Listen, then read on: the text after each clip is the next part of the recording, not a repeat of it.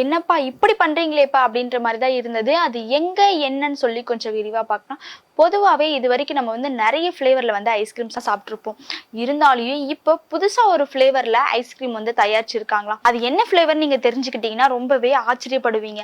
அதாவது அது என்ன ஃப்ளேவர் அப்படின்னு பார்த்தீங்கன்னா தாய்ப்பாலோட ருசியை கொண்ட ஐஸ்கிரீமை தாங்க தயாரிச்சிருக்காங்க. அது எங்க அப்படின்னு பார்த்தீங்கன்னா அமெரிக்கா நாட்டுல ஃப்ரைட் அப்படின்ற ஒரு நிறுவனம் தாங்க இந்த ஒரு ஐஸ்கிரீமை வந்து தயாரிச்சிருக்காங்க. அதாவது அந்த தாய்ப்பாலோட ருசி வந்து எப்படி இருக்குமோ ஸோ அதே மாதிரி 1 இன்ச் கூட குறையாம அந்த ருசி இருக்கும் அப்படின்னு சொல்லியிருக்காங்க.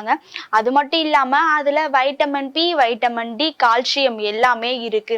அதனால நீங்க வந்து தாராளமா சாப்பிடலாம். எந்த ஒரு எஃபெக்ட்டுமே உங்களுக்கு இல்லை அப்படின்னு சொல்லியிருக்காங்க. ஸோ இதுல இன்னொரு டெஸ்ட் ஒன்று இருக்குங்க. அது என்ன அப்படின்னு சொல்லி கேட்டீங்க அப்படின்னா இந்த ஐஸ்கிரீமை சாப்பிட நம்ம 9 மாதங்கள் வந்து காத்திருக்கணுமா. புரியலையா? அது என்ன அப்படின்னு பார்த்தீங்கன்னா இந்த ஐஸ்கிரீமை வந்து நம்ம ஆர்டர் போடுறோம் அப்படின்னு பார்த்தீங்கன்னா 9 மாதங்கள் கழிச்சு தான் நமக்கு வந்து டெலிவரி ஆகுமா. அது வரைக்கும் வந்து நம்ம காத்திருந்து தான் இந்த ஐஸ்கிரீமை வந்து சாப்பிட முடியுமா. கேட்கவே ரொம்ப ஆச்சரியமா தாங்க இருக்கு. இது வரைக்கும் நம்ம வந்து நிறைய ஃப்ளேவர்ல வந்து ஐஸ்கிரீம் சாப்பிட்ருப்போம். டிஃப்ரெண்டான ஐஸ்கிரீம் எல்லாம் பார்த்துருப்போம், வாங்கியும் சாப்பிட்ருப்போம். இருந்தாலும் இப்போ புதுசா தாய்ப்பாலோட ருசியை கொண்ட ஐஸ்கிரீம் தயாரிச்சிருக்காங்க அப்படின்னும் போதே ரொம்ப ஆச்சரியமா தாங்க இருக்கு. நம்ம உலகத்துல நிறைய விஷயங்கள் வந்து கண்டுபிடிச்சிருக்காங்க. நிறைய புதுமையான விஷயங்கள் எல்லாமே நடந்துட்டு வருது. ஆனா இப்படி தாய்ப்பாலோட ருசியை கொண்ட ஐஸ்கிரீமே தயாரிச்சிருக்காங்களா அப்படின்னும் போது ரொம்ப ஆச்சரியமா தாங்க இருக்கு. அப்போ நீங்க சொல்லுங்க, நீங்க எங்கேயாவது இந்த மாதிரி டிஃப்ரெண்டான ஃப்ளேவர்ல நான் ஐஸ்கிரீம் சாப்பிட்டுருக்கேன்ப்பா அப்படின்றீங்களா?